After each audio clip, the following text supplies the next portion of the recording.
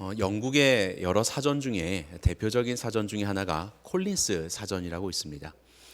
이 사전은 작년 2022년 한 해를 마무리하면서 11월 1일에 2022년에 전 세계의 상황들을 설명하는 단어가 있다면 바로 이 단어다라고 하고 이 단어를 제시를 하였습니다. 이게 뭐냐면 펄메크리시스라고 되어 있습니다. 이것이 퍼머넌트와 크리시스, 이것의 합성어예요. 영구적인 위기, 계속적인 위기, 이런 뜻이지요. 여기에 대해서 콜린스 사전은 장기간에 걸친 불안정과 불안, 이렇게 이 단어를 정의를 하였습니다. 그도 그럴 것이 코로나 팬데믹이 있었고 이후에는 또 러시아와 우크라이나의 전쟁이 있었지요. 그리고 이후에는 인플레이션이 있었고 또 고물가로 인하여서 얼마나 많은 이들이 어려움을 겪고 있습니까? 바로 이러한 정치적인 격변과 또 전쟁과 또 우리의 삶의 경제적인 어려움들, 이런 것들이 계속해서 찾아오고 있습니다. 끊이지 않고 영구적인 불안정함으로 우리에게 거듭해서 찾아오고 있지요. 그래서 2022년 한 해는 바로 이러한 장기간에 걸친 불안정과 불안이라고 그렇게 이 단어를 꼽게 되는 것 같습니다. 2023년이라고 이런 어려움들이 그쳐질까요? 그것을 누가 장담할 수 있을까요? 우리의 삶에 찾아오는 질병의 문제에 있어서 우리가 그 질병을 바르게 진단하고 처방하지 않으면 질병으로 인하여서 우리의 육신과 삶은 서서히 사그라들어 버리고 말 것입니다. 그와 같이 우리의 삶에서 계속해서 찾아오는 불청객과도 같은 이런 위기 속에서 우리의 마음과 우리의 영혼을 하나님 앞에서 바르게 바라보고 또 우리가 대처하지 않으면 우리의 삶은 하나님이 기뻐하시는 성도로서의 삶을 사는 것이 참으로 어려워질 수 있다, 이런 생각이 듭니다. 자, 그렇다면 우리의 삶에서 찾아오는 이런 고난 속에서 우리는 무엇을 취하며 살아야 할까? 그것을 바로 오늘 본문 말씀을 통해서 함께 살펴보고자 합니다. 자, 설교 노트를 보시면요, 짙고 어두운 밤에라고 그렇게 제가 표현해 놓았습니다. 본문의 시작을 보면 그날 밤에 주께서 이렇게 말씀하시죠. 그날 밤에. 그런데 이 그날 밤이 어떤 밤이냐? 아마도 정말로 칠흑같이 짙고 어두운 밤이었지 않았을까, 외로운 밤이지 않았을까라는 그런 생각이 듭니다. 이것을 알기 위해서는 우리가 간단하게 본문의 배경을 알아야 합니다. 지금 이 감옥에 갇혀 있는 바울에게 있어서 이 그날 밤은 어떠한 밤이었을까? 바울이 세 차례에 걸친 전도 여행을 마치고 그리고 이제 예루살렘으로 오게 됩니다. 바울은 특별히 예루살렘으로 오는 이유가 있습니다. 무엇이냐면 당시에 예루살렘에 있었던 성도들은 경제적인 빈곤함을 겪고 있었거든요. 경제적으로 어려웠어요. 그래서 그것을 위하여서 전도 여행을 하면서 이방 교회지 않습니까? 이방 교회로부터 헌금을 걷었습니다. 연보를 걷어서 그것을 모아 가지고 예루살렘으로 가서 전달하는 것, 이것을 마음에 품었습니다. 많은 사람들이 반대했어요. 당신이 예루살렘으로 가면 안 그래도 이 율법에 대해서 또 뭐 이단의 가르침이라고 그렇게 당신을 이야기하는 유대인들이 당신을 가만히 두지 않을 겁니다. 가지 마십시오. 위험합니다. 하지만 바울은 갔지요. 왜요? 직접 자기가 모금한 이것을 가지고 예루살렘 교회에 전담함으로 인하여서 유대 교회와 그리고 이방인의 교회의 어떤 약간 그 갈등, 율법의 준수와 전통의 가르침을 따르는 것에 대한 갈등, 이러한 갈등을 완화시키고 정말로 이 둘이 하나가 되는 연합을 꿈꾸었었던 것입니다. 그래서 고집스러우니만큼 직접 이 헌금을 가지고 예루살렘으로 방문하였었던 것으로 보입니다. 자, 그런데 바울이 그렇게 방문하였고 그리고 이제 성전으로 들어가게 되는데 아시아에서부터 온 유대인들이 바울을 발견하고 소동을 일으키게 됩니다. 저 사람은 하나님의 성전과 율법을 해하는 자다, 더럽게 하는 자다, 그러면서 바울을 막 이렇게 몰아세우고 사람들을 선동합니다. 그러자 많은 사람들이 이 바울을 끌어내거든요. 성전 밖으로 끌어내고 성전의 문을 닫아버립니다. 이 말을 통해서 우리가 확인할 수 있는 것은 이들이 바울 가운데 행하는 폭행이 죽일 정도의 폭행이라는 것입니다. 왜요? 성전 안에서 피를 흘리는 부정함을 입지 않도록 그들을 쫓아낸 거거든요. 들어오지 못하도록 문을 잠근 것이거든요. 그만큼 바울이 폭행을 당한 겁니다. 자, 그리고 그 소동과 분란이 일어나자 이제 로마의 군인들이 출동을 하죠. 천부장이 출동을 해서 바울을 결박시킵니다. 그러자 이제 바울이 이야기하는 겁니다. 나로 이 유대인들에게 이야기를 할 수 있는 기회를 주십시오. 그래서 천부장이 기회를 줘서 그 유대인들을 모아놓고 이제 바울이 이야기를 합니다.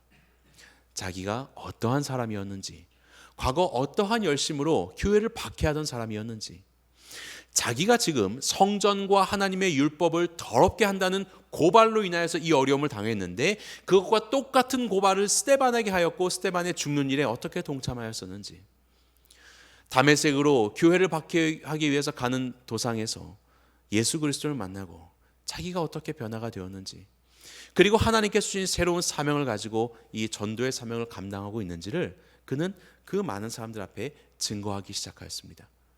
자, 반응이 어땠을까요? 울며 회개하며 돌아오는 영혼들이 생겨났을까요? 그렇지 않습니다. 사람들은 그 말을 듣자 이 바울이야말로 죽여야 할 자다라고 하면서 더욱더 큰 소란을 일으키기 시작했어요. 그래서 천부장이 그를 다시 결박하여 가두어 드립니다. 그리고 이제 그 다음 날이 되었습니다. 산헤드린 공회를 소집합니다. 그래서 유대인들의 최고 의결 기구를 소집하여서 도대체 이 바울이 어떠한 것으로 이런 소란을 피는지 그 고발의 원인을 밝히고자 공회를 소집하지요.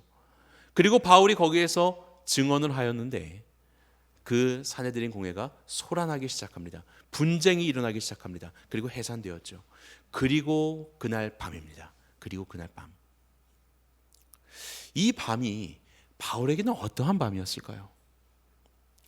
예루살렘으로 와서 그 헌금으로 인하여서 교회들이 하나가 되는 꿈을 꾸었을 것이고, 그리고 자신이 지금까지 전도 여행을 하면서 폭력, 위협 항상 따라왔습니다. 하지만 그것은 문제가 되지 않았어요. 왜냐하면 언제나 그곳에 복음의 진전이 있었기 때문에 그렇습니다. 많은 사람들이 자신을 폭행해도 어느 도시를 가든지 그가 증거하였을 때 이방인이 돌아오는 역사가 있었고, 유대인들이 개종하는 역사가 있었고, 소수였지만 그렇게 복음에 진전하는 열매가 있었기 때문에 바로 그것을 이 바울은 기대를 하지 않았을까요? 그래서 천부장에게도 부탁해서 얘기도 하고 공회에서도 발언을 하지 않았습니까? 그런데 아무런 열매가 없는 겁니다.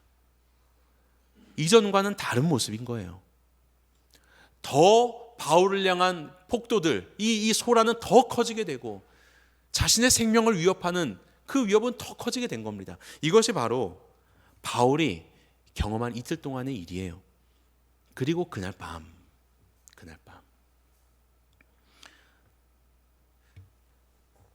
예루살렘을 살아서는 나갈 수 있을까? 로마로 가는 것은 고사하고 나는 지금 여기에서 살아 있을 수는 있을까? 그런 여러 가지 어려운 마음들이 그 안에 들지 않았을까요? 낙담과 절망의 밤을 보내고 있지는 않았을까요? 그의 복음의 여정 속에서 이토록 열매 없는, 이토록 외롭고 황량한 길은 없었을 것입니다. 아마 그런 외로운 밤을 이 바울이 보내고 있었을 것이라고 생각을 합니다. 자, 낮에는 유대인들이 그렇게 참소하고 고발하였고 밤에는요 좀 잠잠하고 조용했겠습니까? 저는 그렇게 생각하지 않습니다. 유대인들이야 조용하지만 밤이 되었을 때 그 감옥 속에서 결박당한 채 있었던 이 바울에게서 사탄은 계속해서 참소했을 겁니다. 왜냐하면 사탄은 그렇게 우리를 고발하는 자이기 때문에 그렇습니다. 우리가 지난 수요 예배들을 통하여서 스가랴의 환상의 말씀들을 나누었는데요. 그 중에 3장 1절은 이와 같은 구절이 있습니다. 대제사장 여호수아는 여호와의 천사 앞에 섰고 사탄은 그의 오른쪽에 서서 그를 대적하는 것을 여호와께서 내게 보이시니라. 여기서 대적하다라는 것은 고발하다, 참소하다라는 말이에요. 여호수아 옆에서 사탄이 서서 하는 일이 무엇이냐면 그를 고발하고 참소하는 겁니다. 너 이런 거 아니잖아, 너 저런 거 잘못했잖아 라고 계속해서 참소하는 거예요. 이후 구절을 보게 되면 여호수아가 더러운 옷을 입고 천사 앞에 서 있다고 했습니다. 여기서 더러운 것은 배설물과 같은 더러움이라고 말씀을 드렸어요. 그 여호수아가 너무나도 더러운 옷을 입고 있는 겁니다. 자기 자신도 더러울 뿐만 아니라 대제사장이 더러운 옷 입고 있으면 어떻게 사명을 감당합니까? 정결한 옷을 입어야지요. 사역도 할 수 없는 겁니다. 여호수아의 존재와 그리고 그의 사역은 형편없는 모습입니다. 바로 그것을 바로 옆에서 사탄이 서서 계속해서 참소하고 있는 것이지요. 네가 이런 모습으로 무엇을 할 수 있겠느냐.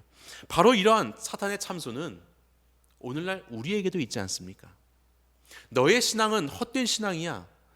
뭘 좀 해보겠다고? 너의 목적이 정말로 순수한 목적인 것 같아? 너의 안에는 불순한 동기가 숨어 있어. 넌 기도도 그거밖에 안 하고서 무슨 주님의 일을 할 수 있겠다고? 너는 하나님의 말씀을 잘 모르잖아. 말씀도 가까이 하지 않으면서 네가 무슨 하나님의 자녀라고 말할 수 있겠냐? 너는 결코 하나님 나라의 확장에 쓰임 받을 수 없는 존재야. 늘 그래왔듯이 너는 이번에도 실패할 거야. 사탄은 오늘도 우는 사자처럼 두루 삼킬 자를 찾고 다니고 있어요. 우리 옆에 서서 계속해서 참소하는 자가 바로 사탄입니다. 아마도 이날 밤 바울은 그러한 사탄의 참소와 고발 속에서 외로운 밤을 보내지 않았을까, 그런 마음이 듭니다.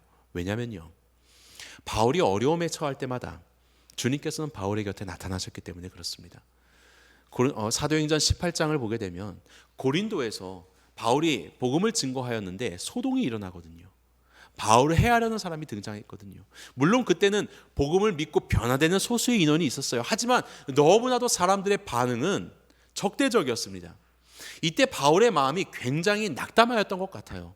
그날 밤에 예수님께서 환상으로 나타나셔서 바울에게 말씀을 하십니다. 바울아, 내가 너와 함께 있다. 두려워하지 말아라. 너를 대적해서 해롭게 할 자가 없을 것이야. 너는 여기에 내 백성이 많다는 것을 보게 될 것이다. 이런 격려의 말씀을 주시거든요. 환상 속에서.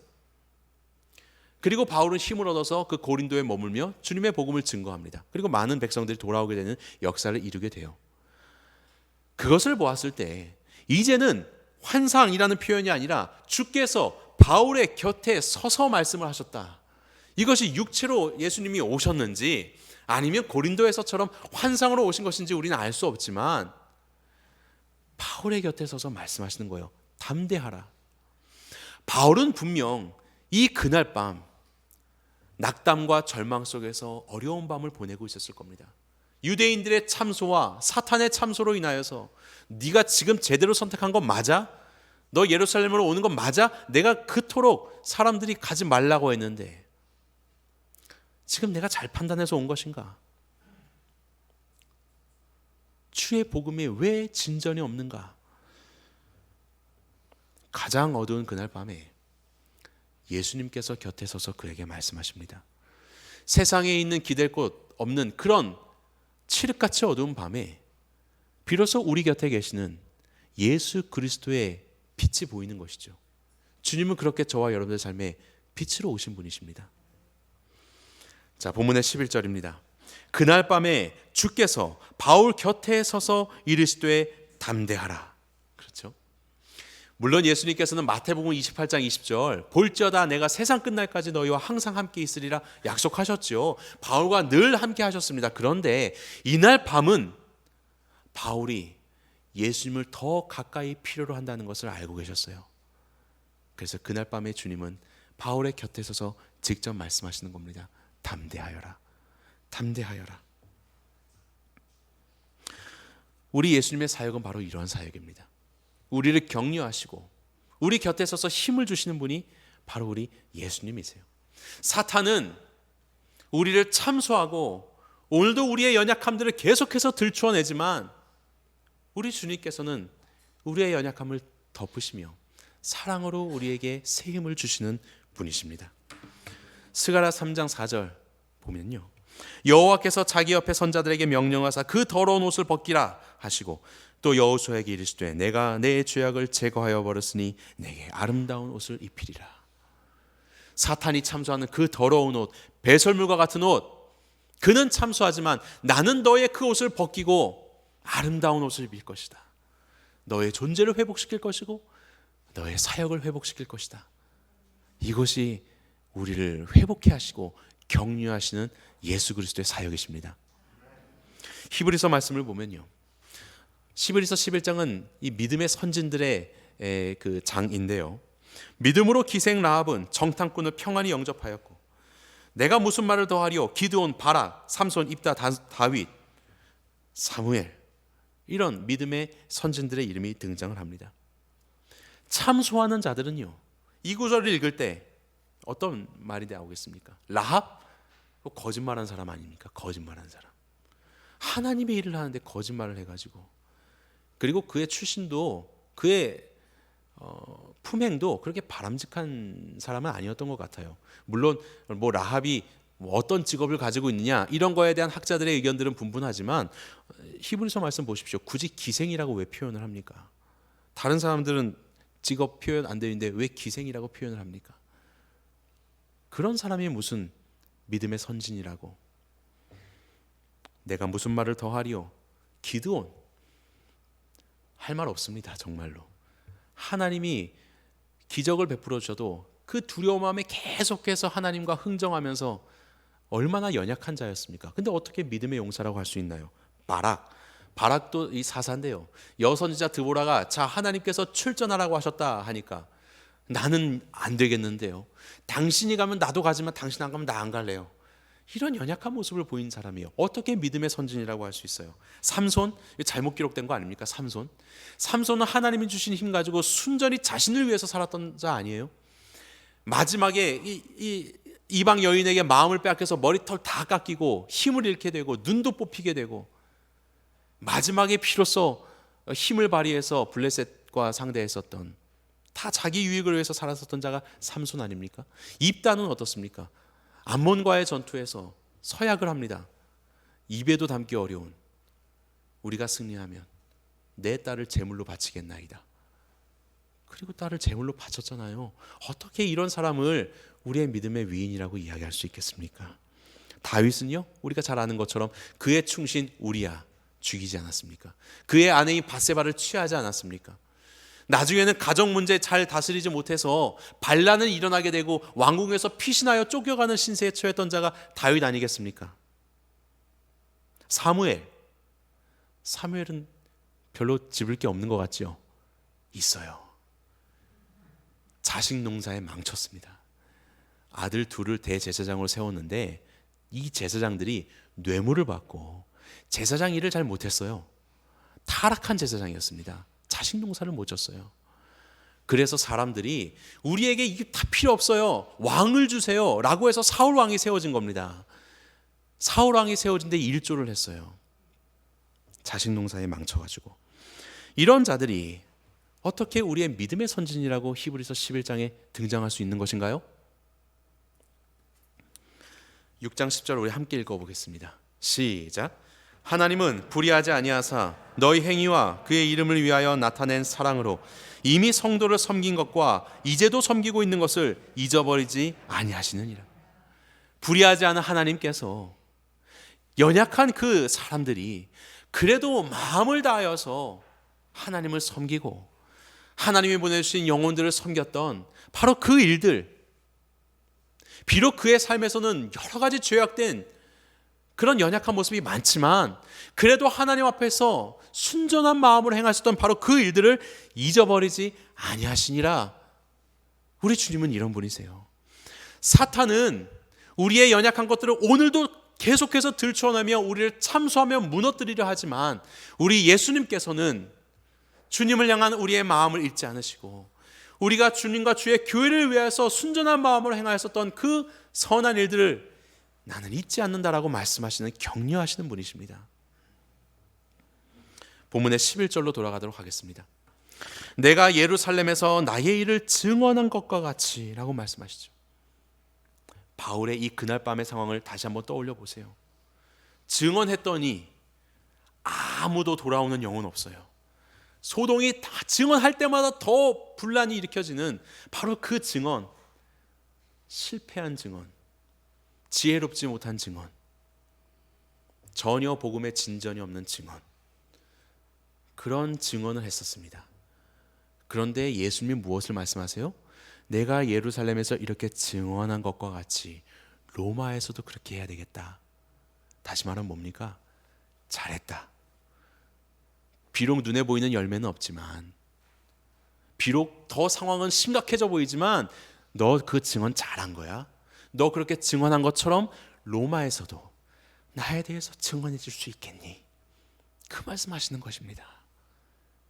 주님이 격려하고 계시는 거예요. 잘했다. 잘했다. 나는 너의 증언을 기뻐한다. 아마도 이 그날 밤에 예수님으로부터 이 격려를 받은 바울은 힘이 솟았을 겁니다. 그리고 이후에 가이사랴로 들어가서 2년간 투옥하거든요. 그리고 이후에 로마로 가는데 정말로 죽을 고비를 겪으면서 로마로 갑니다. 로마에서도 2년간이나 또 투옥되어 있습니다. 이 개인의 일들로 인해서 5년이 넘는 세월 동안 이 어려움을 겪고 있는데 넉넉히 그 일을 감당할 수 있는 힘을 주님으로부터 공급받았을 것입니다. 그날 밤에 예수 그리스도의 곁에 서신 격려로 인하여서 이 모든 고난을 이길 수 있는 힘을 얻게 된 것이죠. 주님이 말씀하십니다. 담대하라. 여기서 담대하라라고 하신 것은요, 영어로 보면 take라고 되어 있습니다. take courage거든요. take, 취하여라 이거죠. 네 안에서 이런 힘이 솟아날 것이 없고 네 안에서 이것을 해결해야 할 힘이 없어. 내가 너에게 힘을 주고 내가 너에게 격려를 하니 너는 그것을 취하라 이 말씀이지요. 사탄의 참소를 취하시겠습니까? 아니면 예수님의 격려를 취하시겠습니까? 우리가 어떻게 하면 우리의 삶 속에서 있는 그 고난의 현장 속에서 끊임없이 계속해서 밀려오는 이런 영원히 지속되는 고난 속에서 우리가 예수 그리스도의 격려를 취하는 삶을 살 수 있을까요? 그것을 두 가지로 살펴보려고 합니다. 자, 첫 번째, 말씀을 통해서 예수님을 보시기 바랍니다. 말씀을 통해서. 자, 본문의 11절 보면요, 하반부에 보면 담대하라. 내가 예루살렘에서 나의 일을 증언한 것 같이 로마에서도 증언하여야 하리라. 이거 영어로 보면 must라고 되어 있거든요. must. 자, 이와 같은 구절이 19장에도 있습니다. 19장 21절을 보면 내가 거기 갔다가 후에 로마도 보아야 하리라. 바울이 말하거든요. 보아야 하리라. must를 이야기하고 있어요. 마치 뭘 해야 된다라는 거예요. 영어로는 must고 이것을 헬라어로 보면 day라고 되어 있습니다. day라는 것이 무엇을 해야 한다 이런 뜻이거든요. 자, 그런데 이와 같은 말씀을 예수님도 말씀하세요. 누가복음입니다. 이르시되 인자가 많은 고난을 받고 장로들과 대제장들과 서기관들에게 버림받아 죽임을 당하고 제3일에 살아나야 하리라. 죽임을 당하고 부활할 것을 말씀하시면서 그렇게 되어야 하리라. must를 말씀하시죠. day입니다. day. 이 말씀은 무슨 말인가요? 자, 나 살아날 거야 라고 하는 굳은 의지를 말하는 것일까요? 나 로마에도 갈 거야 라는 의지를 말하는 것일까요? 아니면 이미 하나님으로부터 받은 사명, 하나님의 약속이 있어서 나는 그 약속을 이루어야 하는 자야, 이것을 말하는 것일까요? must라고 번역된 이 day 헬라어는 데오라는 말로부터 파생되었습니다. 데오라는 말은 무슨 말이냐면 결박되다라는 뜻입니다. 구속되다, 결박되다. 예수님은 이 땅에 오셔서 십자가에 죽으시고 사흘 만에 부활해야 하는 것으로 하나님으로부터 이미 그 말씀과 사명을 받으신 분이요, 바로 그 하나님의 약속에 결박되셔서 나는 그것을 이루어야 하는 거야 라고 말씀하고 계시는 겁니다. 바울도 이미 하나님이 주신 마음과 말씀에 결박되어서 나는 그것을 해야 돼, 나는 로마에까지 가서 주님을 증거해야 돼 라고 말하고 있는 것이지요. 이미 주신 말씀, 이미 주신 사역, 그것을 다시 한번 깨닫게 하시는 것으로 우리 주님은 격려하고 계시는 것입니다. 이 어려운 그날 밤의 상황 속에 큰 기적이 일어나고 놀라운 일들이 일어나는 것으로 격려하는 것이 아니라 말씀으로 인해서 하고 계시는 거예요. 말씀으로 인하여서. 열왕기상 19장에 보면 엘리야가 갈멜산에서 850명의 이방 제사장들과의 전쟁에서 승리하고 그 이후에 영적으로 육적으로 완전히 탈진하여서 무너져 있을 때 하나님께서 말씀을 하십니다. 그런데 그때에 보면 강한 바람이 임하게 되는데 강한 바람 속에 하나님이 계시지 않더라. 그 이후에 지진이 일어나게 되는데 지진 속에 하나님 계시지 않더라. 이후에 불이 오게 되는데 불이 임함에도 그 안에 주님이 계시지 않더라. 그리고 나서 이 모든 것들이 지나간 후에 세미한 음성 가운데 여호와께서 말씀하시되, 그 기적과 큰일 속에 주님 계시지 않고 세미한 음성 속에서 엘리야야, 네가 왜 여기 있느냐? 너는 왔던 길을 돌이켜 다메섹으로 가라.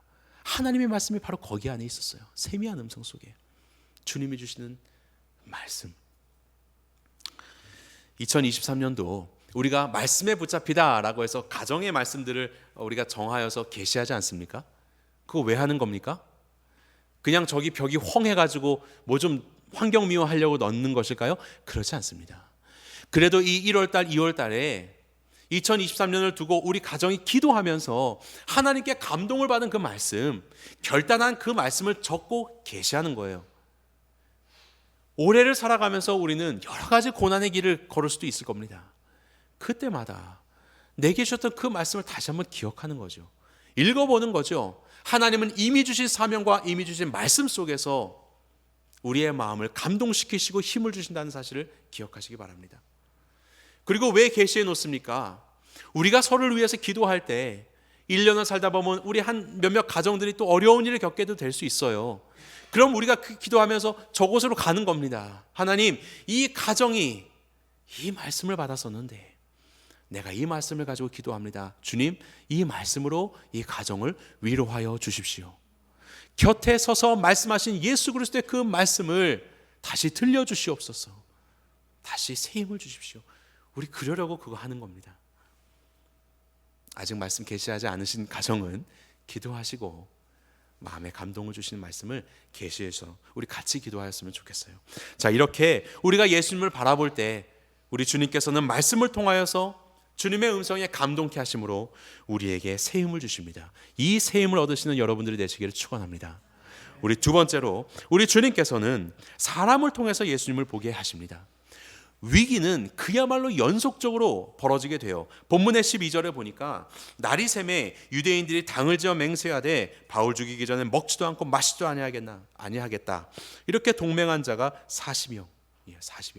40여 명의 암살단이 꾸려지고 내가 바울을 죽이지 않으면 내가 죽을 것이다. 맹세가 그런 의미거든요. 그와 같이 맹세하여서 계략을 꾸미기 시작합니다. 어떤 계략이냐면 사내들인 공회와 또 이 천부장에게 이야기를 하는 거예요.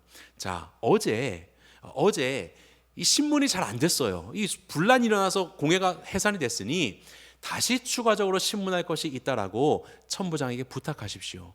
그러면 천부장은 이 감옥에 있는 바울을 끌어다가 사내들인 공회로 오겠지요. 그 오는 길 중에 우리가 매복하였다가 급습하여서 바울을 죽이겠습니다. 이것이 그들의 전략이었습니다. 더 위협적이고 더 숨막히는 고난이 찾아온 겁니다. 끊이지 않고. 자, 그런데 이런 상황을 우리 하나님은 어떻게 무산시키십니까? 전혀 생각할 수도 없는 한 사람을 예비하셨어요. 16절, 바울의 생질이 그들이 매복하여 있다함을 듣고 와서 영내에 들어가 바울에게 알린지라. 여기서 생질은 조카입니다. 바울의 누이의 아들이에요. 전혀 생각할 수 없는 이 사람이, 그리고 이 어린 사람인 것 같아요. 나중에 이 사람이 바울에게 와서 바울에게 그 사실을 고하고, 바울은 그것은 이제 백부장은 천부장. 그래서 천부장이 이 조카의 손을 잡고 은밀한 곳에서 가서 이것을 듣거든요. 손을 잡고 갔다는 표현을 들어서 아마 이 조카는 나이가 어린 10대 정도로 추산이 됩니다. 10대 정도 되는 것 같아요. 아무것도 할 수 없을 것 같은 이 이름 모를 이 조카를 사용하셔서 하나님은 바울을 그 교회로부터 건져내 주시는 겁니다. 사람을 통해서 역사하시는 거예요.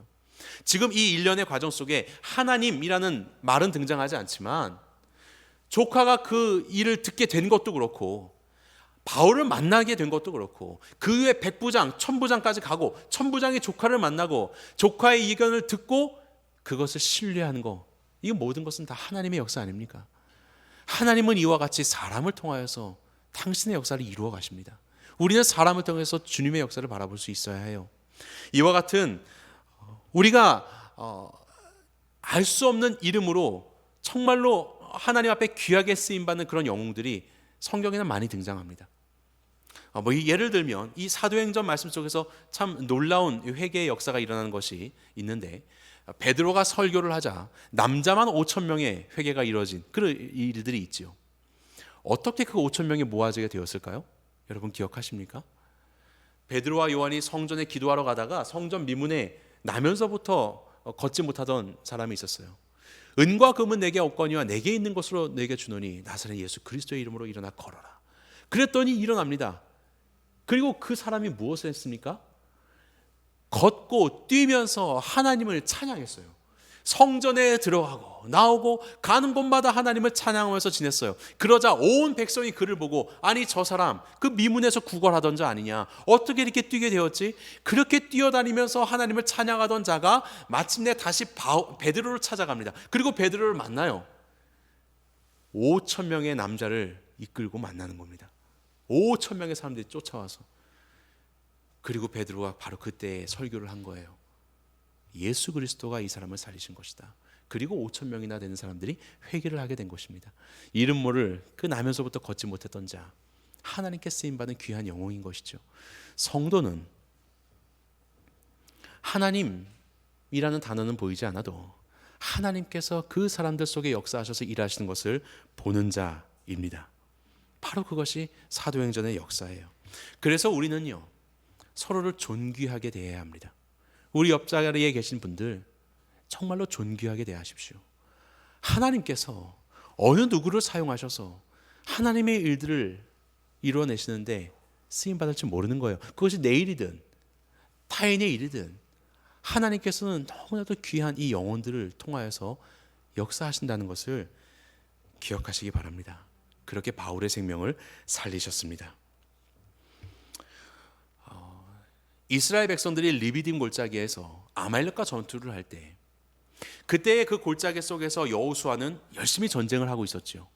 자, 그런데 그때 모세와 아론과 훌은 저 언덕 위에 서서 모세가 손을 들고 하나님께 기도를 했습니다. 그리고 아론과 훌은 모세의 양측에 서서 같이 손을 들고 모세의 팔을 받치고 있었죠. 모세의 팔이 내려올 때는 여호수아가 밀리게 되고 모세의 팔이 올라가게 되면 이스라엘이 승리하게 되는 그런 일들이 있었습니다. 바로 이런 사건에 대해서 그 미국의 목사님 존 콜슨이라는 목사님이 이와 같이 설명을 해요. 여호수아를 생각해 보아라. 자, 내가 전투를 하고 있는데 가만히 보니 저 언덕 위에 모세의 손이, 3명의 손이 다 이렇게 들려져 있는데, 모세의 손이 올라가면 내가 승리하는 것이고 이것이 내려가면 결국 밀리게 된다. 자, 그런데 여호수아가 비록 내 눈앞에서의 아말렉의 군사의 이 위협이 거세고 그들의 무기의 위협이 거세도 내 생명의 절체절명의 위기에 있는 것 같아 보여도 저 언덕을 바라볼 때 모세의 손이 내려오지 않고 굳건히 들려 있으면 담대할 수 있지 않겠느냐. 그렇죠. 승리하는 곳이구나. 비록 지금은 칠흑같이 어두운 밤이더라도 복음은 전진할 수 있는 것이구나. 담대할 수 있는 것이에요. 그러면서 이 목사님이 이런 말씀을 하십니다. 골고다 언덕 위에 팔을 벌려 서 있는 3명의 사람이 또 있는 겁니다. 가운데 예수님, 양쪽에 강도. 예수님의 팔은 절대 내려오지 않습니다. 예수님은 절대 팔을 내리지 않고 우리를 위해서 2팔 벌려서 그 십자가의 죽음을 맞이하고 계시는 거예요. 그 골고다 언덕 밑에서 우리의 삶 속에서 우리의 살아가며 우리는 깨지고 연약하고 넘어지고 또 참소를 당하고 그런 모습이 거듭해서 발견되어지고, 그러고도 네가 신앙생활을 한다고 할 수 있느냐, 그런다고 네가 하나님의 자녀냐 라는 그런 이야기들이 들릴 때마다 골고다의 언덕을 바라보십시오. 그 골고다의 언덕에는 그 죄인을 사랑하신 예수님께서, 그런 나를 사랑하신 예수님께서 2팔을 벌려 나를 위해서 속죄하여 주시고 주님의 보혈의 피로 인해서 지금도 나는 그 피의 공급으로 정결한 자로 서게 되는 것입니다. 그 말씀을 하시더라고요. 여러분들의 어려운 상황 속에서, 여러분들의 연약함으로 인해 낭망한 상황 속에서 우리가 바라보아야 할 것은 십자가에 달리신 예수 그리스도, 나를 위해서 죽기까지 사랑하신, 그리고 나를 귀하게 생각하시고 나를 자녀로 삼아주신 예수 그리스도를 바라보셔야 합니다. 그리고 그 주님께서는 사흘 만에 부활하셔서 바울에서 하신 것처럼 우리 곁에 계셔서 지금도 임마누엘의 예수님으로 나와 함께 하시며 나에게 말씀하시는 예수님이십니다. 죽음을 이기신 부활의 그 능력을 가지신 주님께서 죽기까지 나를 사랑하시니 우리의 모든 어려운 상황 속에서 주님을 바라보면 우리가 어찌 위로를 얻지 않을 수 있겠습니까? 나를 사랑하시는 그분이, 끝까지 사랑하시는 그분이, 세상에 가장 큰 권능을 가지신 그분이 나와 함께 하신다는데 어떠한 어려움 속에서 우리가 위로를 얻지 않을 수 있겠습니까? 어려움 가운데 주님을 바라보시는 여러분이 되시길 바랍니다. 주님을 바라볼 때 말씀을 통하여서 우리의 마음 가운데 감동하여 주시고 새 힘을 주시는 주님을 바라보시기 바랍니다. 주님을 바라볼 때 주께서 붙여주신 귀한 영혼을 통하여서 하나님께서 나의 삶 가운데 말씀하여 주시고 역사하시는, 내게 붙여주신 바울의 조카를 소유하시기 바랍니다. 바로 그러한 삶 속에서 모든 고난 속에 격려를 취하시고 주님이 기뻐하시는 사명의 길로, 새로운 목표의 길로 새 힘을 공급받으시는 새누리가 되시기를 주님의 이름으로 축원합니다.